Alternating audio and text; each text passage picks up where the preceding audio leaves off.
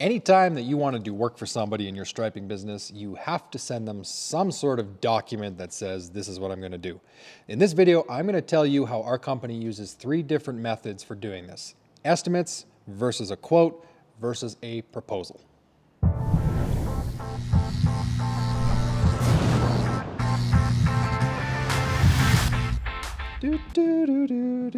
What's up, guys? Thanks so much for watching in and supporting the channel. We just hit 1,000 today.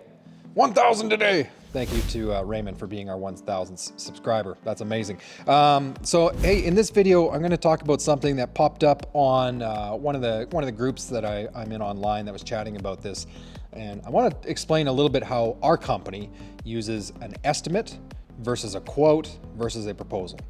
Now, before I say anything further, I don't think there's a right way or a wrong way to do this. I'm just going to tell you what we do, and we have very different definitions for those 3 things, and we will use all 3 of them, but they are used differently. And I want to share that with you because I think, especially when it comes to a proposal, there's some different things that you should consider when you're sending out those kinds of quotes or things to your clients. So we break it down really simply into 3 things. Number 1 is an estimate. So an estimate in our company is either a piece of paper, like a PDF document, or it even could be done in an email, or truthfully, it could even be done over the phone. But it's an estimated price only. That means it's not a fixed price. We're not like guaranteeing that if we give you an estimate of $5,000, it's going to be $5,000. It's just a rough estimate of what we think it's going to be. So where do we use an estimate? Sometimes some of our customers are looking for some more comprehensive work or like a budget price for the next year. We would have no problem doing up some sort of estimate for them.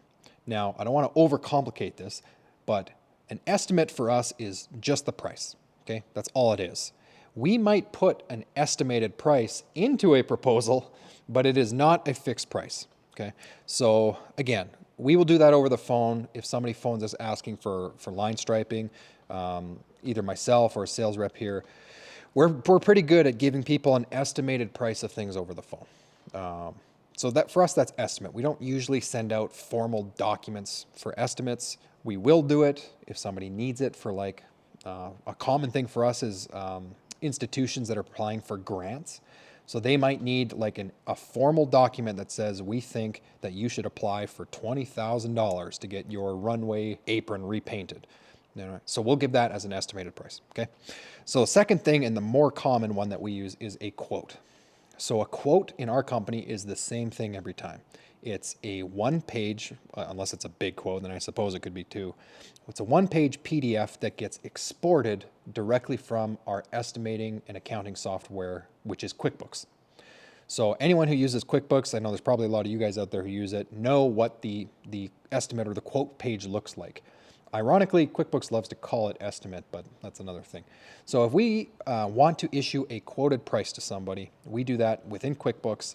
It will have the exact price, the lump sum cost for the project that we're proposing to do. And then we will also put language on that quote outlining some of the rough terms of what we're going to do. So for example, we have a template built for a restripe of a parking lot. So the template will say, here's the project location, here's the scope of work, restripe parking lot at this location. And then we'll put some quick terms in there, such as, customer is required to give a 20% deposit, or payment terms will be 30 days, or the paint will meet this specification. If it's like a new construction project, they might want to make sure that we meet a certain paint spec. We'll put that in there. But it's very short, and we break it down into bullet points. At most, we would have 10 bullet points on that quote. Okay, so project, location, 10 bullet points, price. And then that gets emailed to our clients. That's a quoted price. So that's pretty commonly used because often, through whether it's a phone call and chatting with somebody on the phone or maybe doing a site visit, we know what they're looking for. We ask the right questions during the sales process. Then once we have the scope of work clarified, we can give that quote.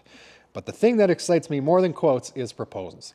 So a proposal in our company is exactly that. We are proposing to do something for our clients based on the scope of work and the price, but we go above and beyond in our proposals to also include language as to how we'll go about doing this project. So we would use a proposal on larger comprehensive projects. So for example, if it's, maybe it's a new construction of a runway or like a mill and pave of a runway, we might even be required to do this, but we'll often send a proposal saying, here's how we are going to approach completing this $100,000 project. It's not just as simple as here's your price. We break down the steps into when we would be mobilizing to the job site, how many people you can expect on the crew. Here's who you will contact or who will be managing the project if we go ahead with you. And we kind of break down the whole project experience to people in a proposal letter. And once again, we have a template for this. It's got our nice letterhead on it. We'll often include the client that we're working for. We'll put their logo on it so it looks really, really attractive. We're big on that. And then we will just break down every little thing that the customer would want to know that would make that project a success. So general rule of thumb for us is projects over $10,000 generally would get a proposal letter. There's some cases where a bigger project might not, if it's just a really simple like bid off of a spreadsheet and it's already clear what the customer needs. That might be not necessarily need a proposal. But we love giving proposals and more in particular, pavement assessments to our customers. So in summary, to wrap that all up, estimates, just pricing for us. That's all it is. It's a rough price. It doesn't mean we're going to for sure charge you that. It's just an estimate. Quote, more commonly used, we promise that we will do this scope of work for that price. And a proposal, very comprehensive, goes into the full details of the project. The reason why I wanted to bring this in video here, just to wrap up this video, I think a lot of, when you start out in business, a lot of line striping companies leave a little something to be desired with their customers when they're dealing with them. And what I mean by that is, when I started out, for example, I was just waiting for people to phone me or email me, or maybe I would go to them and say, can I work with you? Can I go paint your parking lot? And sometimes when you get in that habit, it just becomes like you're just taking, like you're an order taker, right? And you're not really being a consultant. You're not really looking to find real value for your customers. And when you're starting out, that's totally normal. Like you're just getting used to business. You're just doing this, starting out. But a proposal is a really interesting way for you to kind of elevate your sales process and really go above and beyond just getting fixated on the cost of something. A lot of us get so fixated on how much are we going to charge? What are you charging per foot? And the price is important, but we often will win projects here in our market for line striping in particular, where our price is actually higher than our competitors. And we do that because we're able to elevate the experience of what we do, whether that's on a quote or on a proposal. So if you think about this in the context of your guys' company, I don't think you have to do what we do. I don't think you need to necessarily have an estimate versus a quote versus a proposal. But I would more just encourage you to think about how, when you are dealing with your customers, when they call you, how can you go above and beyond, ask really good questions, and get to the real root of why people are calling you and asking for your service. If you can take that even one step further and then put those into attractive proposals, you'll probably find that you'll win a lot of, not just more business, but we have found, and I've found, that having a good system for actually giving proposals to people has been the way for us to open the door to working on larger projects. So instead of just working on smaller restripes, which is what we used to do when the company was brand new, we now focus more on working on larger projects, projects above 6 figures, and we find proposals are a great way of doing that. So I'm more than happy to send anyone kind of a sample proposal or a sample quote of what we do.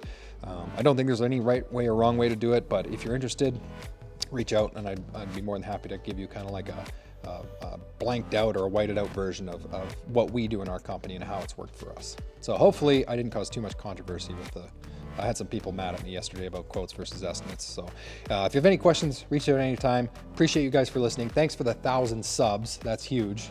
Go subs. And we'll talk to you again next week.